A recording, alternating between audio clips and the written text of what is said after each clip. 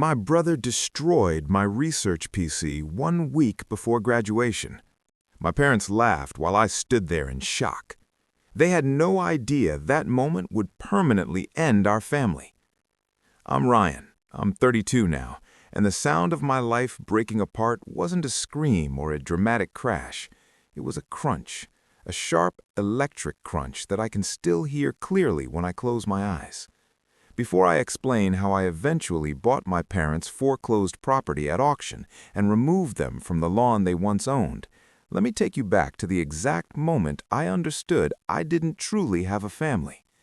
I had been living like a hostage, playing that role my entire life. Growing up, I was the trial run.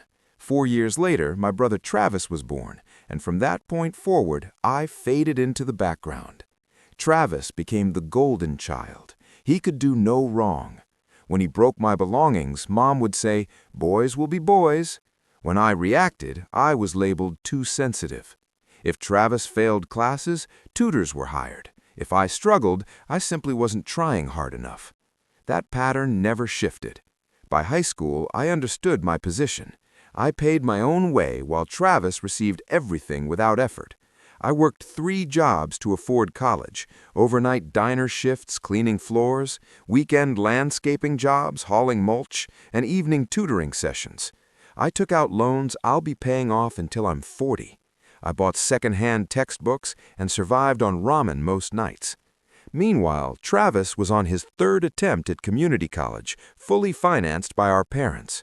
He kept switching majors and chasing failed ventures: protein shake startups, day trading, crypto investments, drop shipping stores. None succeeded, yet they continued funding every idea.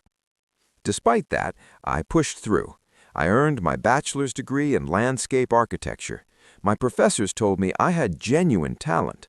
I was accepted into a competitive master's program that admitted only 15 students per year. For 3 years, I saved to build a computer. I researched every component and spent an entire weekend assembling it. When it powered on successfully, I nearly cried. It was something I built with my own money. I spent 6 months working on my thesis: sustainable urban park design for low-income neighborhoods, native plants, accessible pathways, green infrastructure, and community spaces. Every night after work, I stayed up until dawn creating CAD drawings, 3D renderings, technical specifications, and cost analyses. The Sterling competition was my opportunity, a $15,000 prize and guaranteed interviews at top firms. My thesis advisor believed I had a serious chance at first place. There was 1 week left until my thesis defense, 1 week until graduation, 1 week until the competition deadline. Everything was ready. It was 2 p.m. on a Tuesday in late April when I walked into my apartment and immediately smelled it. Burnt electronics mixed with cheap neon green soda, the kind Travis constantly drank. My stomach tightened. I opened my bedroom door and saw Travis standing there holding an aluminum baseball bat. My custom-built PC tower had been knocked over. The glass panel was shattered. Neon green soda dripped through the ventilation grate, pooling inside the case. I could hear circuits frying: pop, crackle, sizzle. The scent of burning plastic filled the air. Travis tossed the bat onto my bed, wiped his hands on his jeans, and looked satisfied. My legs nearly gave out. 6 months of work was stored on that hard drive. My thesis, hundreds of CAD files, perfected renderings, detailed plans, everything for the Sterling competition, now soaked in soda.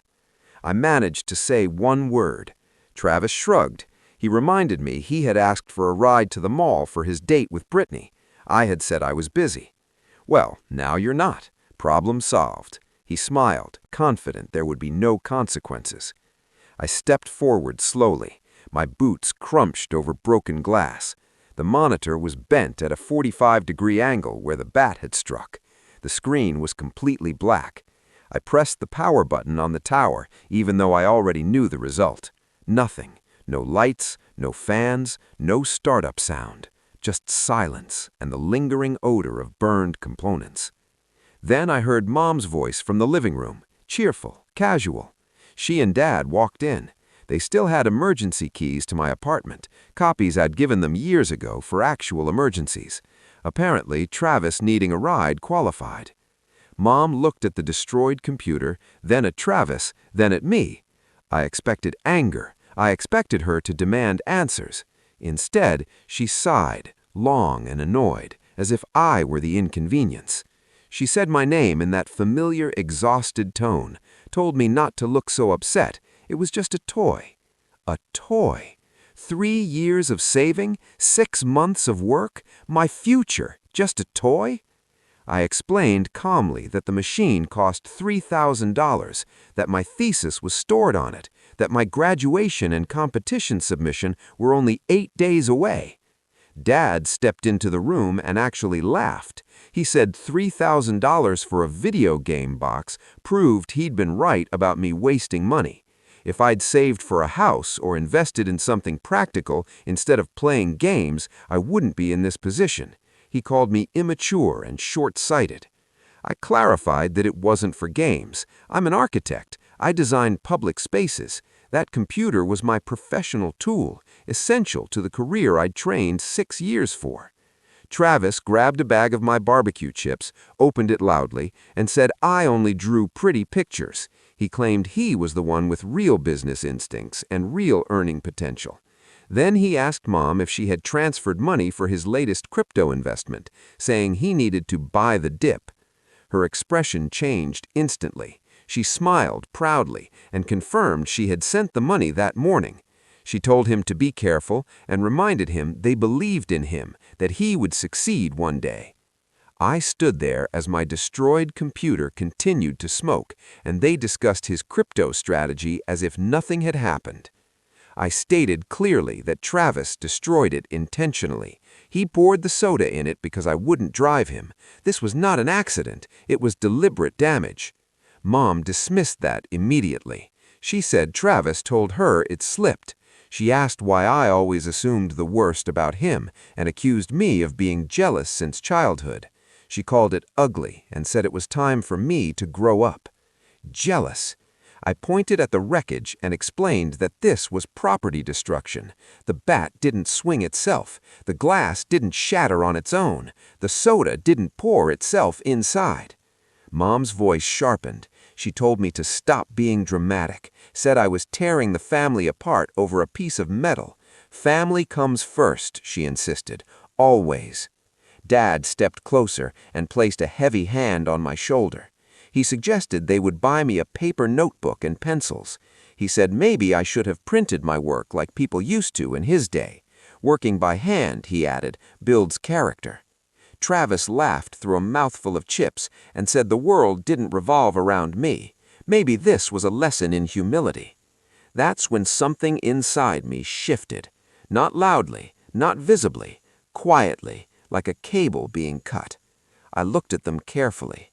Mom, clutching her purse, focused entirely on Travis.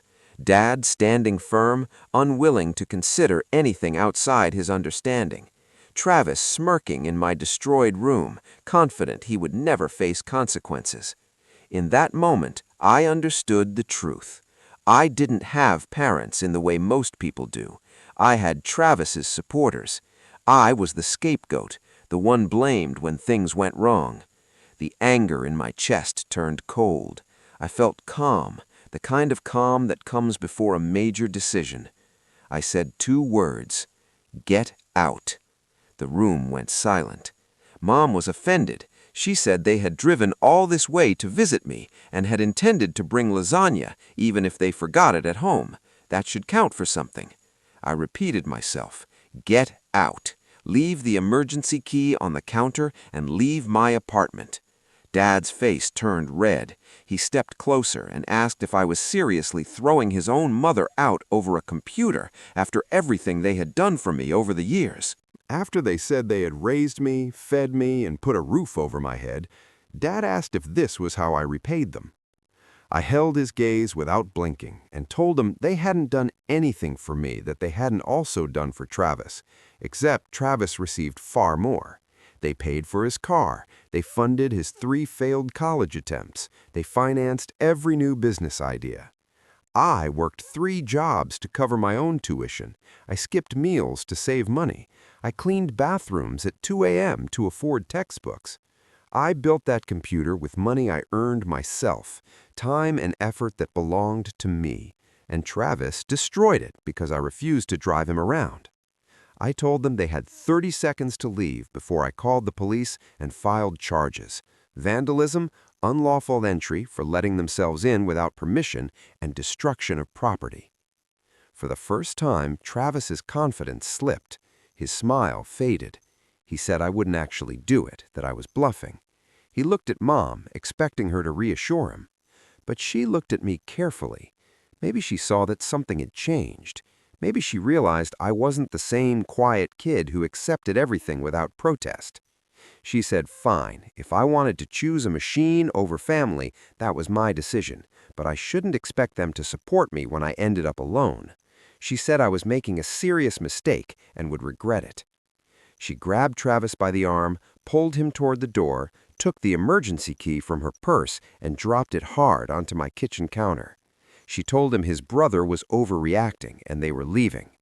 Dad muttered about ungrateful kids and the current generation. Travis glanced back at me. This time, there was something new in his expression: uncertainty. He understood I might follow through. The door shut behind them. The quiet that followed felt heavy. I could hear my neighbor's television through the wall. I could hear traffic outside. I could hear my breathing. Inside my apartment, everything felt still. I sat down against the wall near the doorway and put my head in my hands. The smell of burnt electronics filled the room and made me feel sick. I wanted to react, shout, hit something, but exhaustion outweighed everything else. 6 months of work were gone. My thesis defense was in 7 days. The competition deadline was in 8. Years of effort had been wiped out because my adult brother acted like a child. Then I remembered something. I stood up quickly, nearly slipping on the broken glass, and knelt under the desk. I pushed aside damaged cables and components. Months earlier, I had prepared for the possibility that something like this could happen. Velcroed to the underside of the desk frame was a small, heavy-duty USB drive designed for construction sites and outdoor use, a backup location I had never told anyone about. My hands shook as I reached for it. It was there, dry, undamaged. I pulled it free and held it up. I had backed up my thesis every night before going to sleep. It was a habit from childhood. After years of Travis damaging my things and me being blamed, I learned early never to trust that anything important would remain safe. I climbed out from under the desk, holding that drive carefully. Every file was there, every drawing, every rendering, every document, every calculation. 6 months of work secured. Travis hadn't won. I laughed, not of humor, but relief. He had destroyed a $3,000 machine, thinking he'd ruined my future. Instead, he confirmed exactly who he was and who my parents were. That moment gave me the final clarity I needed to cut them off completely. The next morning, I arrived at the university computer lab when it opened at 7 a.m. I signed up for a workstation and loaded my backup drive. Everything opened perfectly. For 7 straight days, I worked nearly 18 hours a day. I left only for the restroom and vending machine food. By the 3rd day, lab staff recognized me and started bringing coffee without asking. They told me to take care of myself. I refined every detail of my thesis, adjusted presentation boards, and rehearsed my defense until I could deliver it from memory. I slept in 2-hour intervals with my head on the desk. I ran on coffee, determination, and the memory of standing in that destroyed room. The defense went flawlessly. The committee asked difficult questions, and I answered each one clearly. When I presented the seasonal 3D variations, there were audible reactions. One professor said it was the most comprehensive sustainability analysis she'd seen from a graduate student. Another said my approach to accessible design should become part of the program's standard curriculum. The chair told me I had raised the benchmark for future students. I graduated with honors and distinction. Before I even walked across the stage, I received offers from 2 landscape architecture firms, real positions with salaries, benefits, and advancement opportunities. I stacked in graduation gown. I saw families cheering from the audience. The seats where my parents and Travis would have sat were empty. For a brief moment, it hurt. Then I remembered my mother calling my professional equipment a toy. I remembered my father laughing. I remembered Travis smirking. The feeling shifted to relief. They weren't there because I hadn't invited them. They didn't earn that place. I accepted a position at Hartwell Design Group. Mid-level role, $65,000 salary, full benefits, retirement contributions, paid time off. I worked on commercial developments, city parks, community centers, and residential projects. I performed well. Within 6 months, I was promoted to senior designer. Within a year, I led projects. Within 2 years, I reached 6 figures. My supervisor said I had instincts that usually took a decade to develop, that I understood how people truly use spaces, not just how they look. I entered the Sterling competition and won first place on my first attempt. $15,000 prize. My design was featured in major industry publications. Firms I once admired began contacting me about partnership tracks. I never reached out to my parents. They never contacted me. For 3.5 years, there was complete silence. It felt like a mutual decision to move on. And I slept better than I ever had. No more weekly dinners where I was criticized. No more pressure to support Travis. No more comparisons. Just peace. I dated, built relationships, and eventually met Natalie, a graphic designer. She was intelligent, independent, and focused on her own goals. We moved in together after a year and adopted a rescue dog. Life became stable and healthy. Then, 3.5 years after I asked my family to leave my apartment, I received a call from an unknown number. It was my grandfather, my dad's father. We had been close when I was young.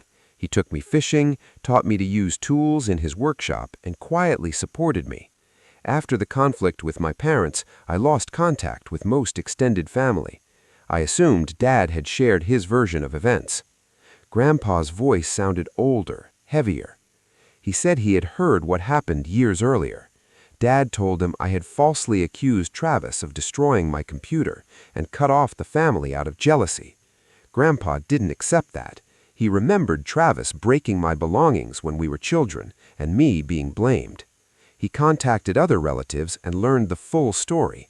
How Travis destroyed my thesis computer, how my parents dismissed it, how I left and built a career while Travis continued chasing quick money schemes. Grandpa said his son had failed as a father. He wanted to ensure I had something secure, something built to last. 3 months later, he passed away peacefully in his sleep. At the funeral, tension was visible. Dad assumed he would inherit the house and had already discussed selling it and splitting the proceeds with Travis to fund another business idea. The will reading took place the next week. I arrived in a professional suit. My parents and Travis were already there, appearing confident. The attorney, an older woman with a direct manner, read through smaller bequests first. Then she read Grandpa's statement regarding the Cedar Lake property.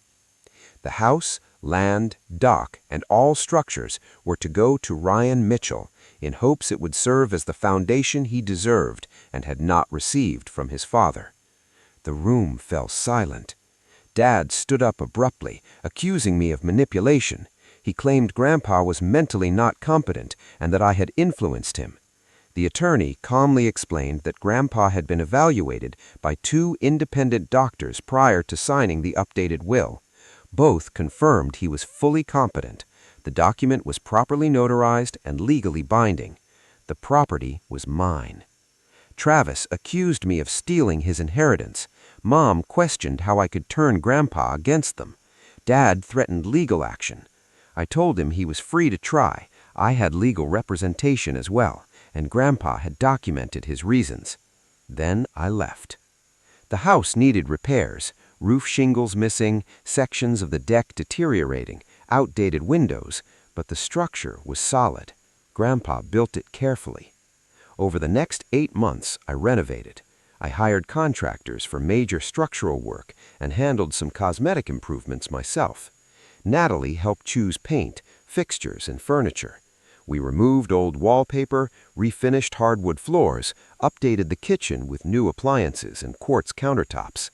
In the first time in my life, I was building something permanent, on my own terms. I replaced every window with energy-efficient models and built the new composite deck that wouldn't rot. The transformation was significant. The property looked like it belonged in a home design magazine. But I wasn't renovating it as a vacation retreat for Natalie and me. I had a different objective. During those 8 months of renovation, my parents contacted me once, a brief text from Mom, direct and simple. They needed financial assistance. Dad's construction business had collapsed. He had taken out a second mortgage to keep it afloat, then a third to fund Travis's latest venture, a men's subscription box service he believed would disrupt the market. There had been no real research, no logistics planning, no business structure. Travis spent $60,000 on inventory and a website, assuming customers would appear.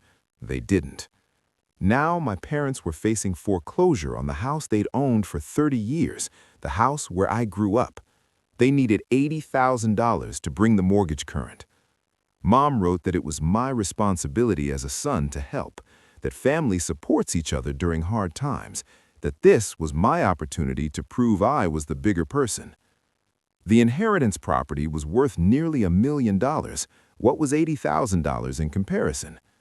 I didn't respond. I took a screenshot and saved it in a folder labeled Evidence. I anticipated the documentation of their entitlement might be useful later. 2 months after that message, their home was foreclosed. The bank repossessed it. They moved into a small 2-bedroom apartment across town with what they could fit into Travis's car and a rented truck. Travis moved in with them after his girlfriend asked him to leave when he used her rent money to buy more unsold inventory. I learned all of this from my aunt, who remained in contact with me after Grandpa's funeral. She felt sympathy for them, but admitted they were responsible for their situation. Dad had always mismanaged money. Travis had always been shielded from consequences. According to her, my parents were telling anyone who would listen that I refused to help them, that I inherited $1 million property but wouldn't provide $80,000 to save my own family. They portrayed me as spiteful. What they didn't know was that I had purchased their foreclosed house at auction. I established a legal entity, Miller Property Holdings, LLC, for that purpose. The transaction was legitimate and anonymous. I paid cash, below market value due to foreclosure conditions and necessary repairs. Lawyers handled everything. My parents had no idea their former home now belonged to me. I said nothing.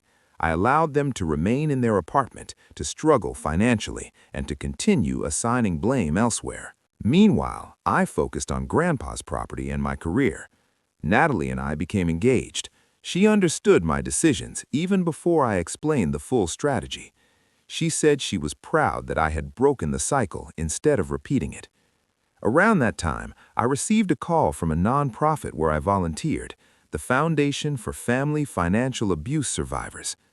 The organization supported young adults who had been financially exploited by their own families, college funds stolen, paychecks taken, credit accounts opened without consent, coerced co-signing on loans, identity misuse. The executive director explained that housing was their largest service gap. These young adults needed a safe place to live while rebuilding credit, learning financial skills, receiving counseling, and developing careers. They had searched for affordable property for 2 years without success. She asked if I knew of anyone willing to donate property or assist with a purchase. I told her I might have a solution. 2 weeks later, I signed the documents. Grandpa's house was transferred to the Miller Haven Trust, a nonprofit I created for this purpose. The property would provide free housing for up to 6 young adults at a time, renewable 6-month terms, with job training partnerships, financial literacy classes, credit repair services, and mental health counseling. The grand opening was scheduled for a Saturday in June. Clear skies, ideal weather. Local media, city officials, donors, and community leaders were invited. My photo appeared in the newspaper. A television reporter planned to attend. The house looked exceptional. We landscaped with native plants, built a workshop in the garage for trade instruction, installed a computer lab for resume writing and job applications, furnished every bedroom, and fully stocked the kitchen. It was designed to feel like a home. That morning, while arranging chairs on the lawn, I saw a rusted sedan pull into the driveway. I recognized it from social media photos my aunt had posted. Mom, Dad, and Travis stepped out. They looked worn. Dad had gained significant weight. Mom appeared older, with deeper lines around her face. Travis's clothing was wrinkled, his appearance unkempt. They approached slowly, scanning the property with confusion. Mom called my name warmly, as if nothing had changed. Natalie stepped beside me and held my hand. Dad said they heard I was doing something with Grandpa's house and wanted to see. His tone suggested he had an agenda. I informed them they were trespassing and needed to leave. Travis objected. He said it was Grandpa's house and belonged to the family. I corrected. The property now belonged to the Miller Haven Trust and had not been Grandpa's for nearly a year. I also clarified that family did not include people who tried to guilt me into paying off their foreclosure after decades of mistreatment. Mom wrote that they had suffered enough. They were living in a small apartment, barely managing. She asked me to reconsider and help them. I responded with the same language Dad used with me. It sounded like a budgeting issue. Planning might have helped. Dad said they forgave me for everything, for cutting me off, for humiliating me. He claimed they wanted to move forward and rebuild as a family. The irony was significant. They stood on property I owned, struggling due to their own decisions, offering forgiveness. Travis suggested they stay in the house temporarily to get back on their feet. He offered to maintain the property. Mom said she could cook and clean. They presented themselves as caretakers, framing it as family supporting family. I looked at them carefully. Nothing had changed. They still viewed me as a resource, a financial fallback whenever they failed. I asked calmly if they truly wanted to live there. Dad said it would help them and even referred to me as son. He added that having family nearby would help me heal. I nodded and pointed to the sign near the gate, covered by a tarp for the upcoming ceremony. I asked Travis to remove it. He pulled the rope and the tarp fell.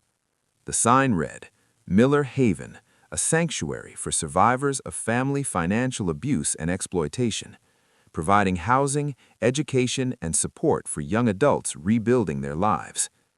They stared at it in silence. Dad demanded an explanation. I told them clearly that the property was not a private retreat. It belonged to a nonprofit trust. I had donated it intentionally for this mission. Beginning the following month, 6 young adults, individuals expelled, exploited, or financially harmed by their families, would live here rent-free while rebuilding their stability with job training partnerships, financial literacy classes, credit repair services, and mental health counseling. Mom asked if I had truly given away a $1 million house to strangers. I explained that they were not strangers. They were people who supported one another and sought growth. Family is defined by support and respect, not biology. I clarified that she was my biological mother, but that alone did not define a relationship. Travis accused me of acting out of spite. I responded calmly that this decision was not revenge, it was prevention. I created the safety net I never had. The environment around us remained calm, birds in the trees, water at the dock, passing cars. But the conversation had ended. I told them to leave the property or I would contact law enforcement. This time, I would not hesitate. They did not argue further. The realization was visible. There would be no inheritance, no financial rescue, no fallback. Dad looked at the house one last time. Then they returned to the car. Mom said I would regret my decision and that God would judge me. I replied that I was prepared to explain my choices. Travis said nothing. They drove away. Natalie asked if I was all right. I took a breath and assessed myself. Calm, steady, no fear, no guilt. For the first time in my life, I felt genuinely free. If you found this story meaningful, consider subscribing to the channel. Your support helps us continue sharing impactful stories. Thank you.